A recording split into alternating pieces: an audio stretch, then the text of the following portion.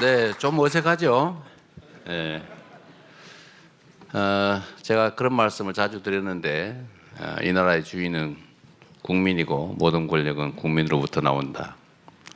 대통령 그러니까 엄청 높은 사람으로 생각하는 분들이 가끔씩 있던데, 충직한 국민의 일꾼으로 제1 시민에 불과하다 말씀을 드립니다. 아까 들어올 때 보니까 저한테 막 저 갇혀가지고 고함 치는 분 있던데, 이거 서 계셔도 되니까 들어오라고 하시죠. 우리 1차 토론 아까 보니까 뭐 무한 뭐 어쩌고저쩌고 하면서 여기 참사이었어요. 고함 치던 분 계시던데 마이크 줄 테니까 들어와서 말씀하시라고 하십시오. 일단은 제가 오늘 여기 여러분을 뵙고자 한 거는, 일단은 제가 선거 때 다니면서 참 많은 말씀을 들었는데, 그때 당시에 저한테 하고 싶은 말씀이 많았는데 사실은 뭐 이런저런 이유로 하시고 싶은 말씀을 제가 충분히 못 들은 게 있습니다. 그 말씀들을 오늘 2부에서는 자유롭게 좀 말씀을 좀 들어봤으면 싶고, 제일 중요한 의제는 역시 광주 군공항, 광주 공항 이전 문제입니다. 이게 제가 지금 당대표 처음 나올 때부터 수없이 많이 논의되던 건데 진척이 없는 것 같아요. 그런데 제가 각각의 입장을 여기저기 들어본 바에 의하면 서로 적절히 타협하면 지금보다는 훨씬 나은 상태를 모두가 누릴 수 있는데도 어떤 의견의 차이 또는 오해 이런 것 때문에 지금 현재 이 나쁜 상황이 계속되는 것 같습니다. 첫째 의제는 현실적으로 당장 닥친 광주 공항 문제에 대해서 좀 이해 당사자들의 의견을 모든 국민들이 지켜보는 가운데 한번 허심탄회하게 한번 얘기를 해보면 좋겠습니다. 뭐 방법이야 여러 가지가 있을 텐데 오늘 최종 결론이 나지는 않겠지만 그 해결책의 단초를 한번 찾아보면 어떨까 싶은 생각이 첫 번째 의제가 되겠습니다. 이제 두 번째로 제가 이제 한번 듣고 싶은 것은 대한민국 균형 발전에 관한 문제입니다. 지금 수도권에 뭐 온갖 문제들이 논의가 되는데 사실 그걸 자세히 들여다보면 결국 대한민국이 과도하게 수도권에 집중이 되면서 수도권이 미어 터지면서 생기는 문제들이 대부분입니다. 그래서 이거는 지역 균형 발전을 통해서 대한민국의 국토가 좀 효율적으로 사용되면 다 상당 정도가 해결될 수 있는 문제들이어서 어떻게 하면 지역 균형 발전을 이루어낼 수 있을까라는 고민을 한번 그 이해 직접 당사자라고 할 수 있는 여러분 말씀을 듣고 싶습니다.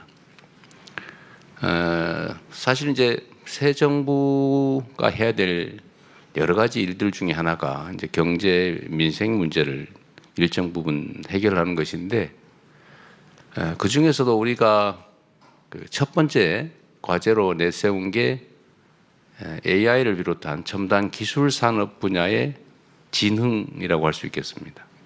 두 번째가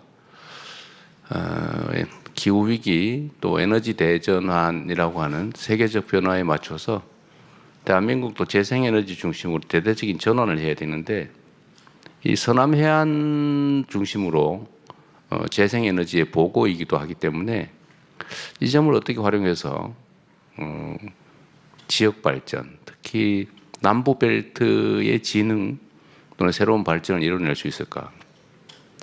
그 길을 제대로 찾아내면 수도권 일극 체제, 수도권 집중의 문제도 어느 정도는 좀 완화할 수 있지 않을까 하는 생각이 들었는데, 구체적인 방법이 어떤 게 있을까? 이런 얘기도 한번, 이 현지니까 아마 고민을 많이 하셨을 것 같아요. 이제 그런 얘기도 한번 들어보고 싶었고, 마지막으로는 이제 여기 제한 없이 제가 최대한 많이 처음에 이렇게 제한을 했더라고요, 이 숫자를. 그래서 그러지 말고 오시고 싶은 분들 다 오셔서 하실 말씀을 좀 하시게 하자라고 했습니다. 우리가 삶에서 겪는 고통들이라고 하는 게 또 해결해야 될 과제라고 하는 게 뭐 지역별로 그리 큰 차이는 없는 것이어서 광주 전남에 우리 국민들께서는 어떤 생각을 가지고 계신지 자유롭게 한번 말씀을 나눠보고 싶었습니다. 그리고 전체적으로는 우리 대한민국 사회는 정말 전 세계가 인정하는 모범적인 선진 국가인데 최근에는 너무 이렇게 생각이 다르다는 이유로 적대시하고 또는 대결적이고 심하게는 상대를 제거하려고 하고 그래서 민주적인 토론보다는 적대적인 그런 문화들이 너무 심해졌다는 생각이 듭니다.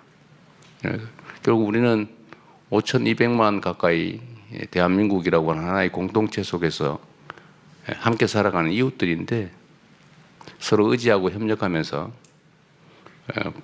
존재를 서로 인정하고 포용하고 또 힘을 합쳐서 또 난국을 타개해가는 공동체 구성원으로서의 공존의 삶을 살아야 되는데 그 새로운 방향을 한번 같이 모색해 보면 어떨까 이런 생각이 들었습니다. 특히 호남은 대한민국 민주주의의 본산이죠. 특히 광주는 이번 12월 3일부터 시작됐던 빛의 혁명의 어머니 같은 존재 아니겠습니까?